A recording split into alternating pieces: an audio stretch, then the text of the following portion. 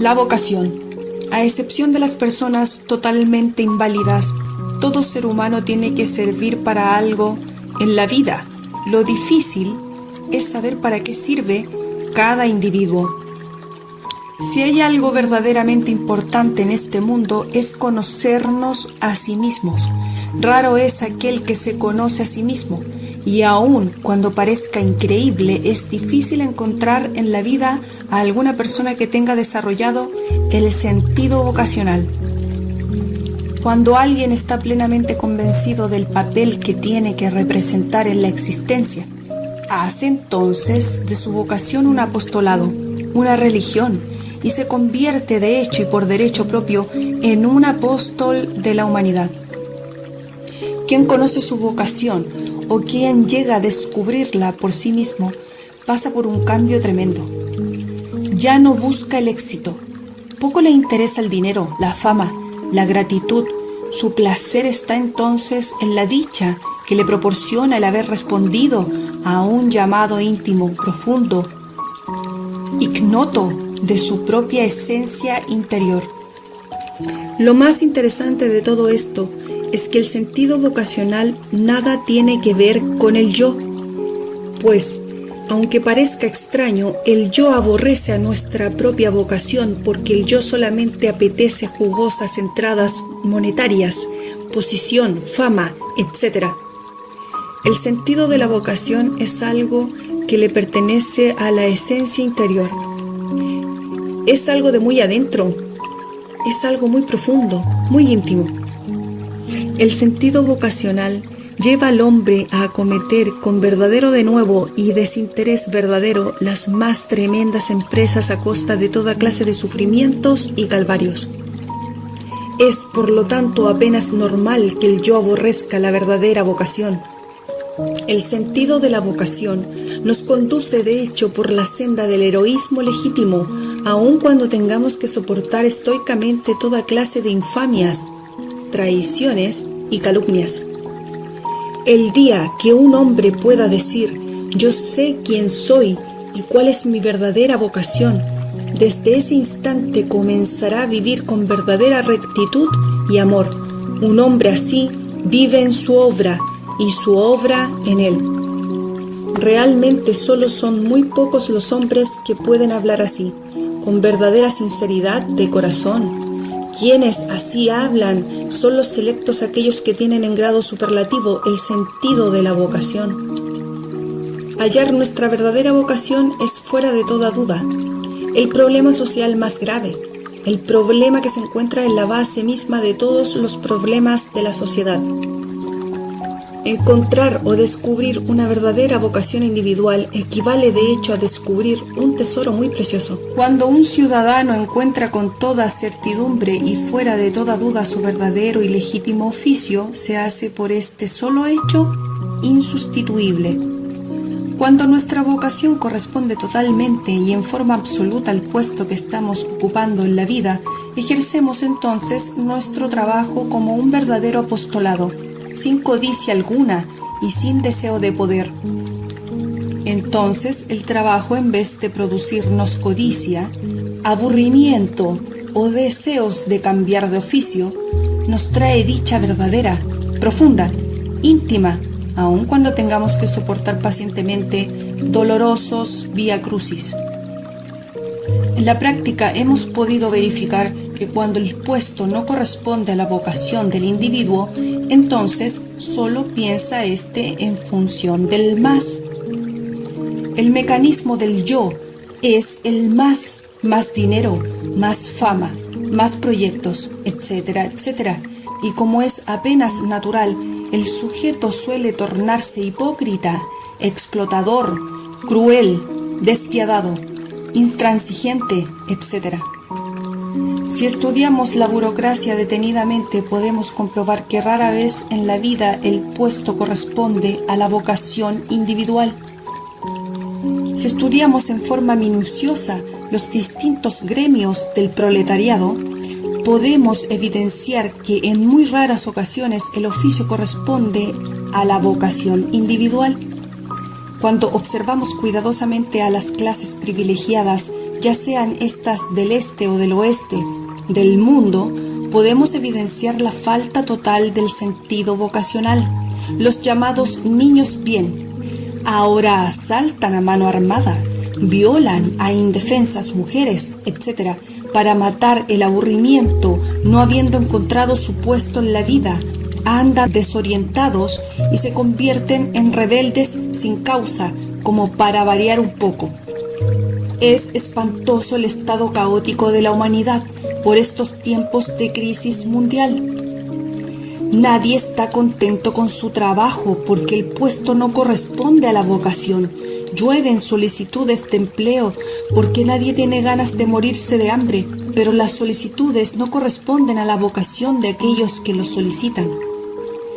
Muchos choferes deberían ser médicos o ingenieros.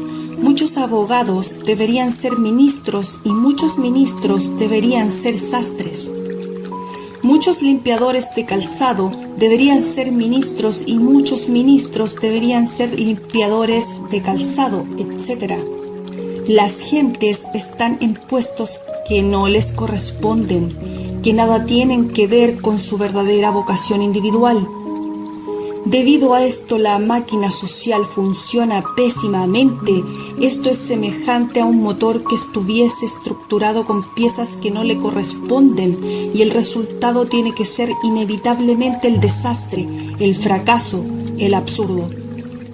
En la práctica hemos podido comprobar hasta la saciedad que cuando alguien no tiene disposición vocacional para ser guía, instructor religioso, líder político o director de alguna asociación espiritualista, científica, literaria, filantrópica, etc., entonces solo piensa en función del más y se dedica a hacer proyectos y más proyectos con secretos propósitos inconfesables.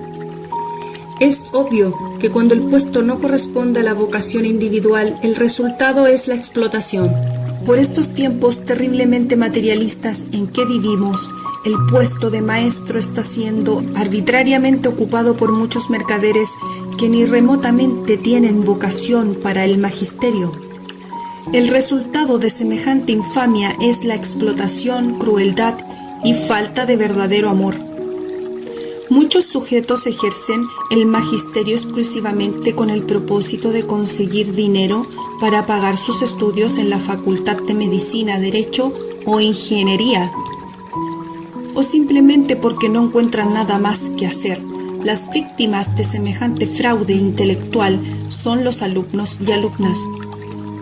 El verdadero maestro vocacional hoy en día es muy difícil encontrarlo, y es la mayor dicha que pueden llegar a tener los alumnos y alumnas de las escuelas, colegios y universidades. La vocación del maestro está sabiamente traducida por aquellas piezas de prosa conmovedora de Gabriela Mistral titulada La oración de la maestra.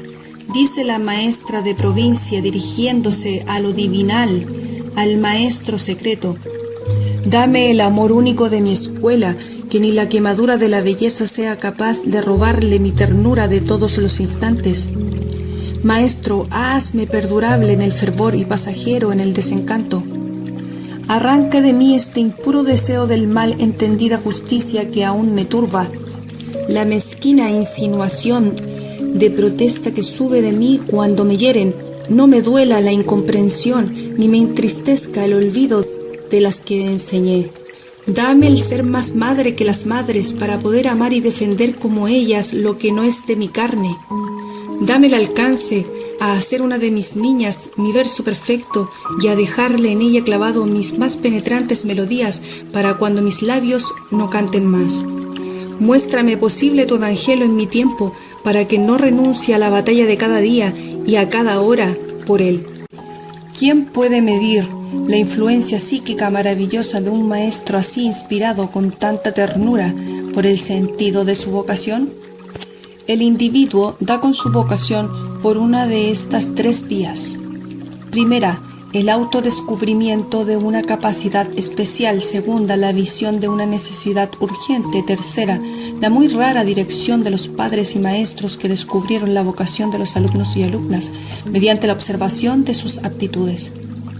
Muchos individuos han descubierto su vocación en determinado momento crítico de su vida frente a una situación seria que reclamaba inmediato remedio. Gandhi era un abogado cualquiera, cuando con motivo de un atentado contra los derechos de los hindúes en el África del Sur, hizo cancelar su pasaje de regreso a la India y se quedó a defender la causa de sus compatriotas. Una necesidad momentánea le encaminó hacia la vocación de toda su vida. Los grandes benefactores de la humanidad han encontrado su vocación ante una crisis situacional que reclamaba inmediato remedio. Recordemos a Oliverio Cromwell, el padre de las libertades inglesas, Benito Juárez, el forjador del Nuevo México, José San Martín y Simón Bolívar, padres de la independencia sudamericana, etc. Jesús, el Cristo, Buda, Mahoma, Hermes, Zoroastro, Confucio, Fusi, etc. Fueron hombres que en determinado momento de la historia supieron comprender su verdadera vocación y se sintieron llamados por la voz interior que emana del íntimo. La educación fundamental está llamada a descubrir por diversos métodos la capacidad latente de los estudiantes. Los métodos que la pedagogía extemporánea está utilizando por estos tiempos para descubrir la vocación de los alumnos y alumnas son fuera de toda duda crueles, absurdos y despiadados. Los cuestionarios vocacionales han sido elaborados por mercaderes que arbitrariamente ocupan el puesto de maestros. En algunos países, antes de entrar a preparatorias y vocacionales, se somete a los alumnos a las crueldades psicológicas más horribles. Se le hacen preguntas sobre matemáticas, civismo, biología, etc. Lo más cruel de estos métodos son los famosos test psicológicos o el índice IQ íntimamente relacionado con la prontitud mental. Según sea el tipo de respuesta, según se califiquen, el estudiante es entonces embotellado en uno de los 3 bachilleratos: primero, físico-matemáticos; segundo, ciencias biológicas; y tercero, ciencias sociales. De los físicos matemáticos salen ingenieros, arquitectos, astrónomos, aviadores, etc. De las ciencias biológicas salen farmacéuticas, enfermeras, biólogos, médicos, etc. De las ciencias sociales salen abogados, literatos, doctores en filosofía y letras, directores de empresas, etc. El plan de estudio en cada país es diferente y es claro que no en todos los países existen 3 bachilleratos distintos. En muchos países solo existe un bachillerato y terminado este el alumno pasa a la universidad. En algunas naciones no se examina la capacidad vocacional del estudiante y éste ingresa a la facultad con el deseo de tener una profesión para ganarse la vida, aun cuando ésta no coincida con sus tendencias innatas, con su sentido vocacional. Hay países donde se examina la capacidad vocacional de los estudiantes y hay naciones donde no se les examina. Absurdo es no saber orientar vocacionalmente a los estudiantes, no examinar sus capacidades y tendencias innatas. Estúpidos son los cuestionarios vocacionales y toda esa jerga de preguntas, test psicológicos, índice IQ, etc. Esos métodos de examen vocacional no sirven porque la mente tiene sus momentos de crisis y si el examen se verifica en un momento de esos, el resultado es el fracaso y desorientación del estudiante. Los maestros han podido verificar que la mente de los alumnos tiene como el mar sus altas y bajas mareas, sus plus y sus minus. Existe un biorritmo en las glándulas masculinas y femeninas, también existe un biorritmo para la mente. En determinadas épocas, las glándulas masculinas se encuentran en plus y las femeninas en minus, o viceversa. La mente también tiene su plus y su minus. Quien quiera conocer la ciencia del biorritmo, le indicamos se estudie la famosa obra titulada Biorritmo, escrita por el eminente sabio gnóstico Rosacruz, Dr.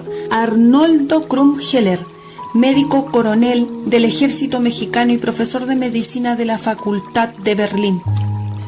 Nosotros afirmamos enfáticamente que una crisis emocional o un estado de nerviosismo psíquico ante la difícil situación de un examen puede llevar al estudiante al fracaso durante el examen prevocacional. Nosotros afirmamos que un abuso cualquiera del centro del movimiento producido tal vez por el deporte, por una excesiva caminata o por un trabajo físico arduo, etc., puede originar crisis intelectual, aun cuando la mente se halla en plus, y conducir al estudiante al fracaso durante un examen prevocacional. Nosotros afirmamos que una crisis cualquiera relacionada con el centro instintivo, tal vez en combinación con el placer sexual o con el centro emocional, etc., puede llevar al estudiante al fracaso durante un examen prevocacional. Nosotros afirmamos que una crisis sexual cualquiera, un síncope de sexualidad reprimida, un abuso sexual, etc., puede ejercer su influencia desastrosa sobre la mente, llevándola al fracaso durante un examen prevocacional.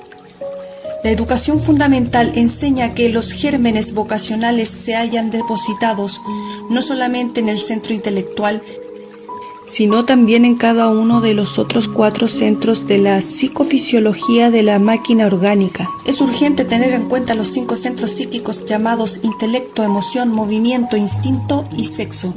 Es absurdo pensar que el intelecto es el único centro de cognición. Si se examina exclusivamente el centro intelectual con el propósito de descubrir las actitudes vocacionales del determinado sujeto, además de cometerse una grave injusticia que resulta de hecho muy perjudicial para el individuo y para la sociedad, se incurre en un error porque los gérmenes de la vocación no solo se hallan contenidos en el centro intelectual, sino también además en cada uno de los otros 4 centros psicofisiológicos del individuo. El único camino obvio que existe para descubrir la verdadera vocación de los alumnos y alumnas es el amor verdadero. Si padres de familia y maestros se asocian en mutuo acuerdo para investigar en el hogar y en la escuela para observar detalladamente todos los actos de los alumnos y alumnas, podría descubrir las tendencias innatas de cada alumno y alumna. Ese es el único camino obvio que permitirá a sus padres y maestros a descubrir el sentido vocacional de los alumnos y alumnas.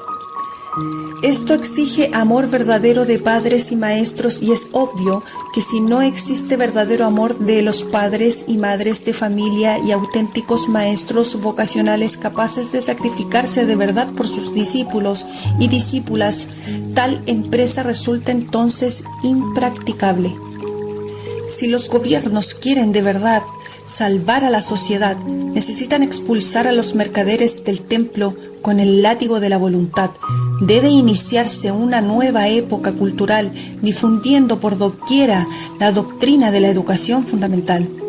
Los estudiantes deben defender sus derechos valerosamente y exigir a los gobiernos verdaderos maestros vocacionales. Afortunadamente existe el arma formidable de las huelgas y los estudiantes tienen esa arma.